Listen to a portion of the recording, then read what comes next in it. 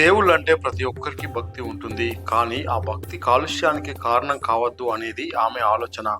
వినాయకుల తయారీలో plaster of Paris ఉపయోగించడం వల్ల కాలుష్యానికి హానికరం మాత్రమే కాకుండా వినాయకుల నిమజ్జనం చేసినప్పుడు అందులో వాడిన కెమికల్స్ నీళ్లలో కరిగి నీటిలో ఉండే జలప్రాణులు చనిపోయే అవకాశాలు ఉంటాయని, అందుకే ఈ మహిళ 20 ఏళ్లుగా మట్టి వినాయకులు పూజించాలి అని అవగాహన చేస్తూ మట్టి వినాయకుల తయారీకి శ్రీకారం చుట్టి అతి తక్కువ ధరలకు విక్రయం చేస్తూ తనకు ప్రకృతిపై ఉన్న ప్రేమను చాటుతుంది.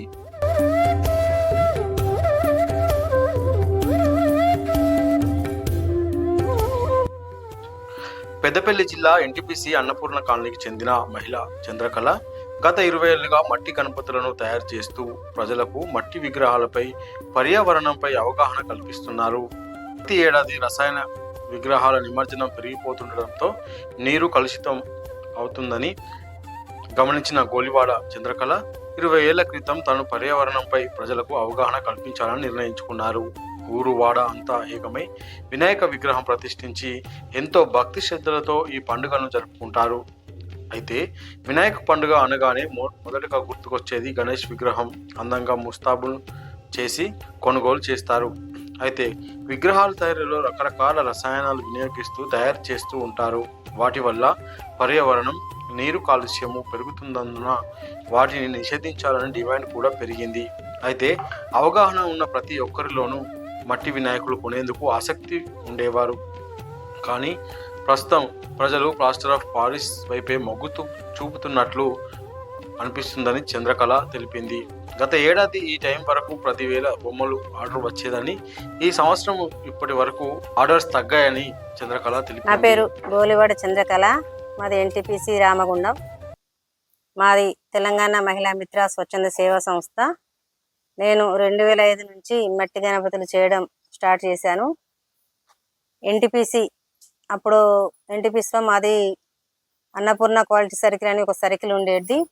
దాని ద్వారా ఎన్టీపీసీ వాళ్ళు స్వచ్ఛంద సంస్థ సిఎస్ఆర్ నుంచి మాకు మట్టి గణపతులు చేయాలనేది మాకు వాళ్ళు చెప్పడం జరిగింది. దానికోసం మేము చాలా ప్రయత్నం చేసి కరీంనగర్, ఆదిలాబాద్ ఒక 2-3 జిల్లాలు తిరిగినా మాకు అచ్చు దొరకలేదు.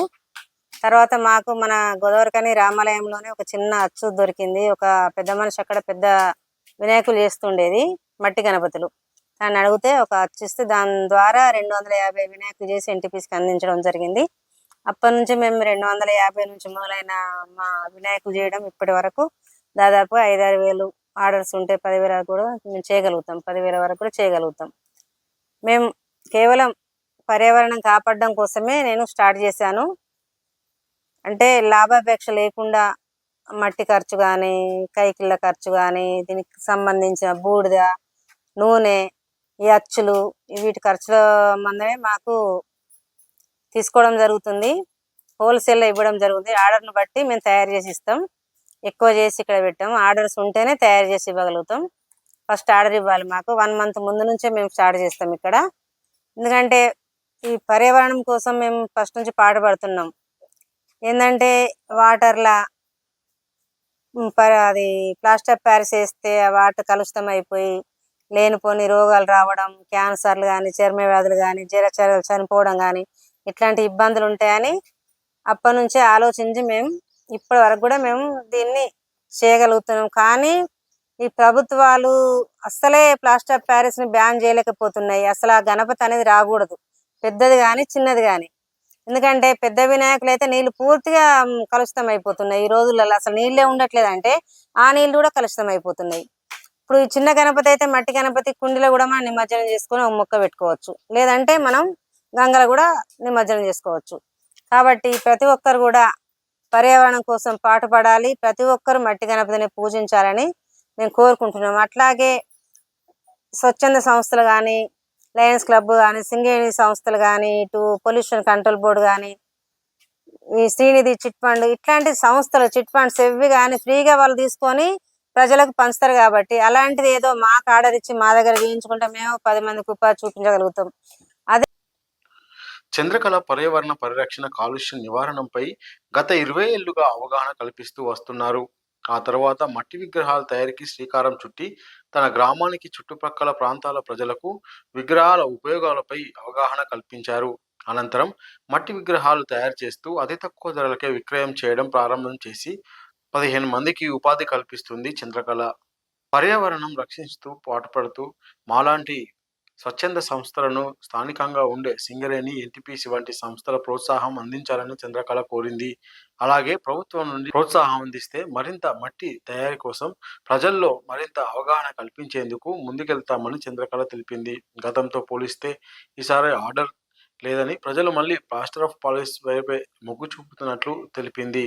ముఖ్యంగా కొన్ని సంస్థలు పర్యావరణం రక్షించేందుకు, అలాగే పొల్యూషన్ బోర్డు వంటి సంస్థలు లోకల్ అంటే స్థానికంగా ఉండే మాలాంటి వారిని ప్రోత్సహిస్తే తయారీకి కృషి చేస్తామని చంద్రకళ చెప్పుకొచ్చింది. మేము తయారు చేసే వినాయకులు మొదటగా సింగరేణి సంస్థలు ఎక్కువ తీసుకుంటాయి ఆర్డర్ ఇచ్చి. ఇప్పుడు RG1, RG2, RG3, Jaipur, Srirampur, తర్వాత ఎన్టీపీసీ, అట్లాగే Lions club, Srinidhi chit fund కానీ, బ్యాంకులు కానీ, వివిధ కుల సంఘాలు ఇలాంటి వాళ్ళు తీసుకొని మన దగ్గర తక్కువ రేటుకు తీసుకొని వాళ్ళు ఫ్రీగా పంచుతారు జనాలకి. కాబట్టి మేము కూడా హోల్సేల్ రేటుకే ఇస్తాం. ఇవి నో ప్రాఫిట్ నో లాస్ కిందనే ఇస్తాం. మొదటగా 250 వినాయకులు మేము అక్కడ రామాలయంలో చూసి ఆ పెద్ద మనిషి ఒక తాత చేస్తుంటే చూసి ఇవ్వగలిగినాం. కానీ దీనికి చాలా తేడా ఉంటుంది. ఇది మేము విజయవాడ వెళ్ళి అక్కడ చూసి అక్కడ ట్రైనింగ్ తీసుకొని వచ్చి ఇక్కడికి వచ్చిన తర్వాత మేము కొంతమందిని జమ చేసుకొని ఇట్లా వినాయకులు చేద్దామని చెప్పి వాళ్ళకి ట్రైనింగ్ ఇచ్చి వాళ్ళతో అన్ని పనులు నేర్పించి మేము వారితో చేయించగలుగుతున్నాం.